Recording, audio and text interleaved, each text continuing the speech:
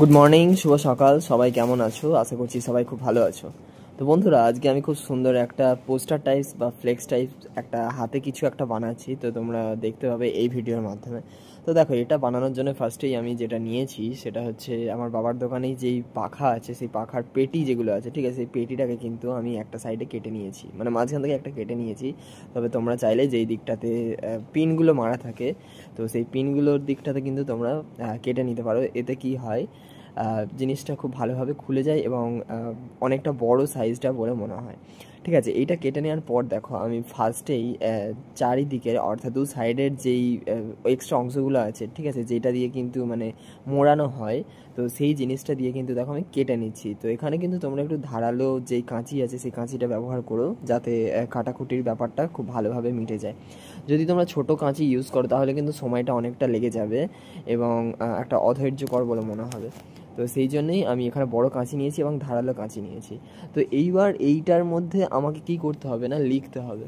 লেখার জন্যে মানে আমি দোকানে কি কি করি বা দোকানে কি কি ফেসিলিটিস দিই, সেই সব জিনিস কিন্তু আমি প্রিন্ট আউট করে রেখেছি। তো কিভাবে প্রিন্ট আউট করতে হয় সেটার আগের ভিডিওতে তোমাদের দেখানো আছে, তোমরা চ্যানেলে একবার ভিজিট করে নিতে পারো। এছাড়া এই যে লেখাগুলো আমি লিখেছি, এই লেখাগুলোকেও যে কিভাবে লিখতে হয় সেটাও কিন্তু পিকসার্টের মাধ্যমে আমি তোমাদের দেখিয়েছি।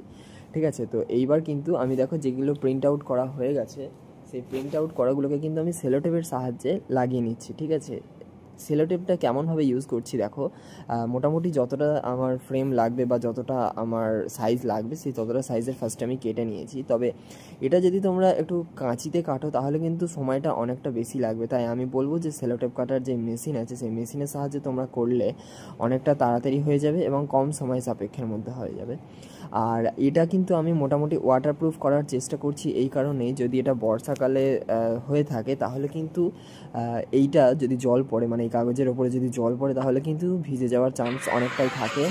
তো সেই জন্য কিন্তু আমি এখানটাতে সেলোটেপ যেটা আছে সেই সেলোটেপটা কিন্তু পুরোটা মেরে দিচ্ছি, যাতে জল পড়লেও ওপর থেকে কিন্তু পুরোটা বোঝা যাবে না।